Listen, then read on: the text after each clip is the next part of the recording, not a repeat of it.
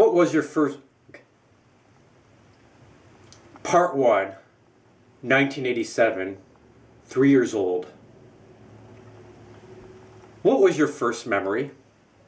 That's a question I've always found fascinating. Questions always seem to arouse my curiosity, but this kind of question seemed to top everything else. When I dig for old surviving memories that withstood the test for time, I always found the oldest ones to be more brilliant and fascinating. Old memories and experiences are more pure in nature because they are divorced from the mental constructs that pose limits on them. I remember my dad giving me a wind-up toy in which a car ran along a track. The colors of the track were exceedingly brilliant, to the point that it evoked all my senses. Like an instinct, I knew I had to play with the toy. There are older memories. I decided to dig even deeper to find them. The deeper you go, the harder it is. I finally found a memory that I could not seem to surpass.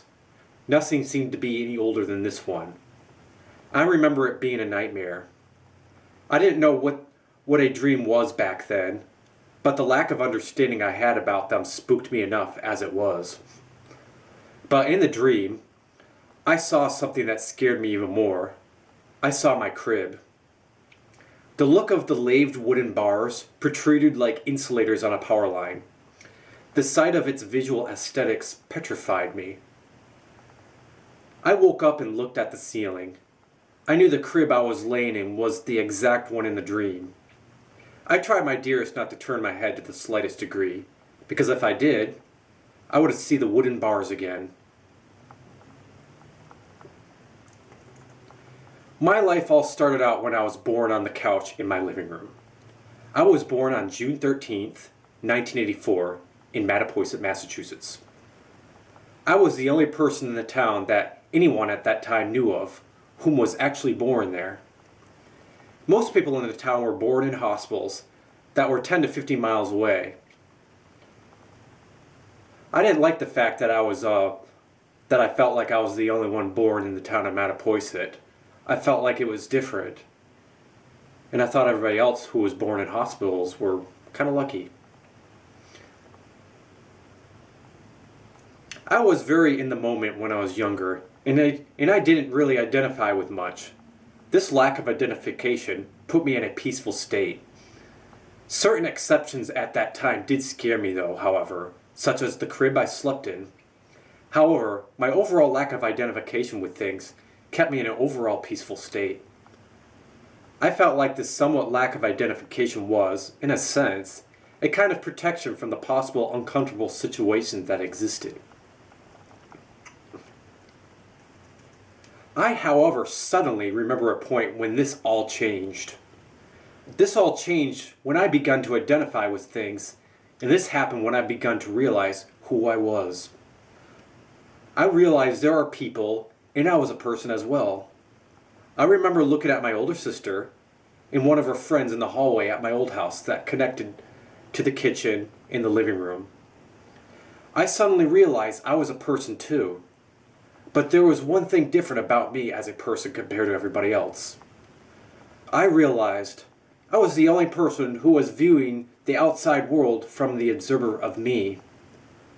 I called this vast point of observation you. When I realized this, I suddenly realized I was me, and everybody else was them. And for some reason, I thought everybody else was better than me. I didn't like this feeling because I wished I could feel better like the other people I was observing. I started to not like myself. My parents divorced when I was 3.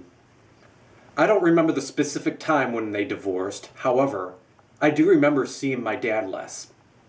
I remember my dad moved to another house a couple houses down the street and started hanging out with a girl who eventually became my stepmom. Her name was Nancy. I didn't really like my dad as much as my mom, and I didn't really know why. I, for some unfortunate reason, thought my dad, as well as other people, wasn't as nice as my mom was. I felt safe around my mother, For some reason, and whenever I was around her, I felt everything was peaceful and great. I think I grew close to my mom because of the divorce, but at that time, I didn't realize that. Whenever I was around my mom, I would feel very anxious, unhappy, and scared that she would never come back. I felt uncomfortable around other people who were not my mom because I had a false assumption that everybody else was meaner. I remember learning how to use the toilet at this time. I remember not wanting to use the toilet and preferring to go on the porch or in my toy room. One time I didn't use the toilet, and I remembered my mom picked me up and started crying. I felt horrible. She paced back and forth around the house crying. I didn't like the fact that she was crying, and it made me cry too. My mom was probably sad about the divorce, but I thought it was my fault, and I felt very ashamed. I started using the toilet after that point.